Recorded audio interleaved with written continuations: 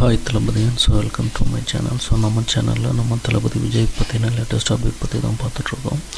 இந்த நிலையில் கடந்த சனிக்கிழமை அன்றைக்கி பார்த்திங்கன்னா கரூரில் நம்ம தளபதி மேற்கொண்ட பிரச்சாரத்தில் கிட்டத்தட்ட 40 பேர் உயிரிழந்தது மிகப்பெரிய அதிர்ச்சியை ஏற்படுத்தினது.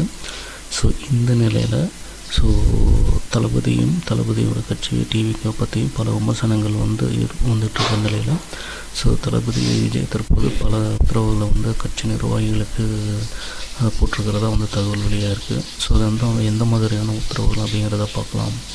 அதாவது கரூர் சம்பவத்திற்கு பிறகு தளபதி விஜய் மேலேயும் கட்சி மேலேயும் பல எதிர்மறையான விமர்சனங்கள் வந்துட்டுருக்கிற நிலையில் அந்த மாதிரியான எந்த ஒரு விமர்சனத்துக்கும் பதிலளிக்க வேண்டாம், அதாவது ரெஸ்பான்ஸ் பண்ண வேண்டாம் அப்படிங்கிற மாதிரியும் அடுத்த கட்ட கட்சியோட பணியை நீங்கள் பாருங்கள் அப்படிங்கிற மாதிரியும் சொல்லியிருக்காரு.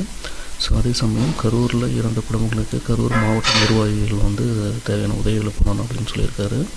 அது மட்டும் இல்லாமல் கூடிய விரைவில் அனைத்து மாவட்ட கட்சி மாவட்ட செயலாளர்கள் கூட்டம் ஏற்படுத்தப்படணும்.